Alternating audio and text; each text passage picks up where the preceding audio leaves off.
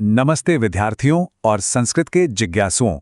प्रज्ञा संस्कृत के इस विशेष विश्लेषणात्मक अध्ययन में आपका बहुत बहुत स्वागत है। आज हम भारतीय ज्ञान परंपरा के एक ऐसे शिखर को छूने जा रहे हैं जो भाषा विज्ञान का बिल्कुल सर्वोच्च बिंदु है, महर्षि पतंजलि का व्याकरण महाभाष्य। देखिए, व्याकरण कोई नीरस नियमों की किताब नहीं है। शास्त्रों में इसे वेद पुरुष का मुख कहा गया है। लेकिन एक बड़ा सवाल ये उठता है कि हम इतना कठिन व्याकरण आखिर पढ़े ही क्यों? तो चलिए आज इसी विषय की गहराई में उतरते हैं और महर्षि पतंजलि के दिए गए सटीक दृष्टांतों से इस रहस्य को समझते हैं। महर्षि पतंजलि अपने महाभाष्य की शुरुआत यानी पस्पशानिक का आरंभ ही एक बहुत ही शानदार और मूलभूत सूत्र से करते हैं, रक्षोहागम लघ्व संदेहा प्रयोजनम। पतंजलि ने बिल्कुल स्पष्ट कर दिया है कि व्याकरण शास्त्र के अध्ययन के लिए ये 5 स्तंभ परम आवश्यक हैं और यही इसके मुख्य प्रयोजन भी हैं। आप कह सकते हैं कि यह पूरे व्याकरण शास्त्र की आधारशिला है। तो हमारे आज के इस अध्ययन का जो ब्लूप्रिंट है वो कुछ इस प्रकार है। हम इन 5 मुख्य प्रयोजनों को देखेंगे। पहला रक्षा, दूसरा ऊ, तीसरा आगम, चौथा लघु और पांचवा असंदेह। चलिए बिना देर किए इन्हें एक एक करके विस्तार से समझते हैं। शुरुआत करते हैं प्रथम प्रयोजन से, जो है रक्षा अर्थात वेदों की रक्षा। वेदों की रक्षा ये सबसे पहला और सबसे महत्वपूर्ण प्रयोजन है। हमारा मूल भाष्य कहता है, रक्षार्थम वेदानाम अध्ययम व्याकरणम लोपागम वर्ण विकार ज्ञौ ही सम्यक वेदान परिपालिष्यतीति। इसका सीधा सा अर्थ ये है कि भाई अगर वेदों की रक्षा करनी है तो व्याकरण का अध्ययन करना ही पड़ेगा। क्यों? क्योंकि वर्णों के लोप, आगम और विकार यानी जो बदलाव होते हैं उन्हें सिर्फ एक वैयाकरण ही समझ सकता है, और जो ये समझेगा वही वेदों को भली भांति सुरक्षित रख पाएगा। अब इसे एक बहुत ही सटीक उदाहरण से समझते हैं। जरा सोचिए, हम अपनी आम लौकिक संस्कृत में क्या कहते हैं? देवा अदुहत। बिल्कुल ठीक। परंतु जब हम वैदिक संस्कृत में जाते हैं तो यही रूप मिलता है, देवा अदुह्र। अब यहां हुआ क्या? यहां असल में त वर्ण का लोप हो गया है और र वर्ण का आगम हो गया है। अब अगर कोई ऐसा व्यक्ति इसे पढ़े जिसे व्याकरण का ज्ञान नहीं है, तो वो क्या सोचेगा? वो सोचेगा, अरे ये तो अशुद्ध लिखा है, और वह इस वेद मंत्र को सुधारने की कोशिश करेगा।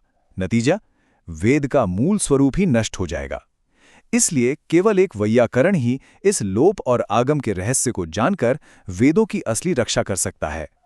वेदों की रक्षा तो हो गई, अब आगे बढ़ते हैं द्वितीय प्रयोजन की ओर, जो है ये प्रयोजन हमारे यज्ञ और कर्मकांड के बिल्कुल व्यावहारिक प्रयोग से जुड़ा है। ऊह का मतलब अगर हम सरल भाषा में कहें तो ये है मंत्रों में लिंग या विभक्ति का तार्किक परिवर्तन करना। देखिए, वेदों में जो मंत्र हैं वे सभी लिंगों और सभी विभक्तियों के साथ तो नहीं पढ़े गए हैं, राइट? इसलिए यज्ञ करने वाले को देवता और स्थिति के अनुसार उन मंत्रों में खुद ही उचित परिवर्तन करना पड़ता है, और बिना व्याकरण के तो ये संभव ही नहीं है।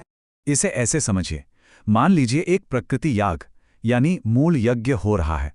उसका मंत्र है अग्नित्वाचुष्टम निर्वपामि, जिसका अर्थ है कि मैं अग्नि के लिए यह हवि देता हूं। यहां तक तो ठीक है। परंतु यदि यजमान सौर्य याग कर रहा है यानी सूर्य देवता का यज्ञ कर रहा है, तो वेदों में इसके लिए अलग से कोई रेडीमेड मंत्र नहीं लिखा है।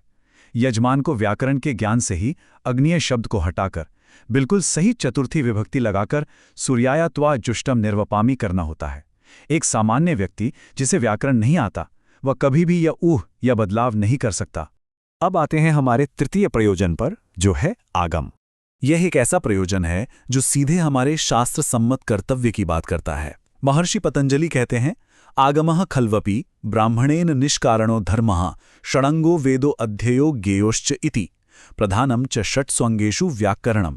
इसका बहुत ही सुंदर अर्थ है। आगम यानी वेद वचन या हमारी श्रुति ये निर्देश देती है कि बिना किसी लौकिक कारण के 6 अंगों वाले वेद का अध्ययन करना हमारा निष्कारण धर्म है। यहां सबसे ध्यान देने वाली बात है ये शब्द निष्कारण धर्म। इसका मतलब है कि बिना किसी स्वार्थ के, बिना ये सोचे कि इससे मुझे कितना धन मिलेगा या कौन सी नौकरी मिलेगी, निस्वार्थ भाव से इसे अपना कर्तव्य मानकर पढ़ना चाहिए। वेद के 6 अंग माने गए हैं: शिक्षा, कल्प, व्याकरण, निरुक्त, ज्योतिष और छंद। और इन सब में व्याकरण जो है वो प्रधान अंग है, यानी सबसे मुख्य है। और शास्त्र कहता है कि जो मेहनत आप प्रधान अंग में करते हैं उसका सबसे श्रेष्ठ आध्यात्मिक फल आपको मिलता है। चलिए अब एक बड़ा ही व्यावहारिक प्रश्न लेते हैं जो हमें ले जाता है चतुर्थ प्रयोजन की ओर, लघु। जरा सोचिए, इस संसार में अनंत शब्द हैं, तो कोई अकेला व्यक्ति इस अथाह ज्ञान को कैसे सीख सकता है? यहीं काम आता है हमारा चौथा प्रयोजन, लघु। लघु यानी लाघव, या कह लीजिए सरलता। शब्दों का ज्ञान प्राप्त करने का सबसे आसान और संक्षिप्त मार्ग व्याकरण ही है। अगर हम डिक्शनरी खोलकर एक एक शब्द को रटने बैठ जाएं तो सच मानिए कई जीवन कम पड़ जाएंगे। लेकिन व्याकरण हमें प्रकृति यानी मूल धातु और प्रत्यय के नियम सिखाता है। बस कुछ नियम सीखिए और लाखों शब्द आप खुद ब खुद समझ लेंगे और बना भी लेंगे। इस संदर्भ में महाभाष्य में एक बड़ी ही कमाल की कथा आती है। देवराज इंद्र ने सोचा कि चलो देवगुरु बृहस्पति से शब्दों को रट कर सीखते हैं। उन्होंने एक दो नहीं पूरे हजारों वर्षों तक अध्ययन किया, फिर भी शब्दों का अंत नहीं हुआ। रटते रटते थक गए।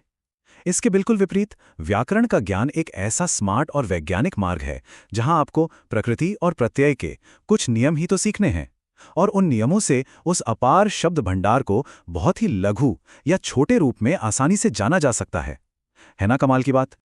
और अब हम पहुंचते हैं अपने अंतिम पंचम प्रयोजन पर, असंदेह।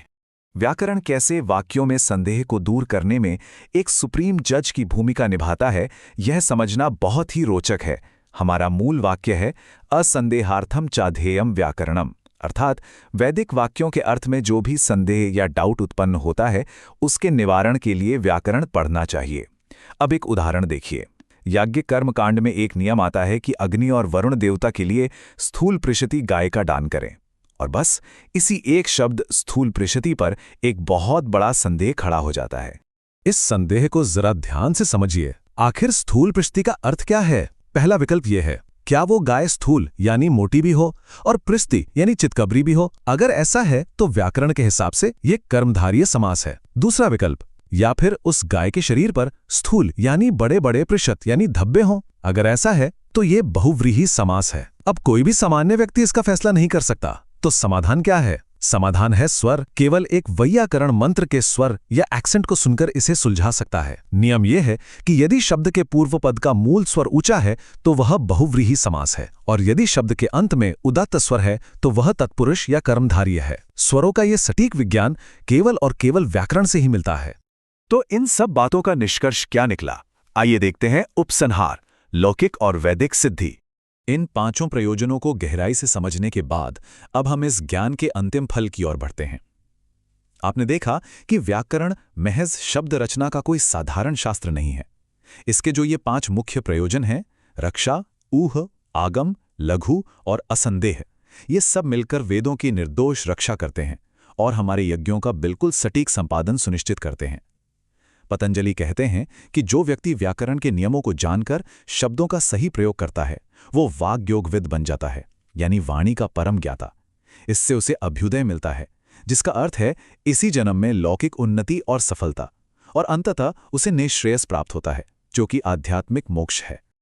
अंत में बस इतना ही कहूंगा कि व्याकरण हमारी अशुद्धियों को हटाकर हमारी वाणी को उस पवित्र स्तर तक शुद्ध कर देता है जहां एक साधक को साक्षात शब्द ब्रह्म का अनुभव हो सकता है।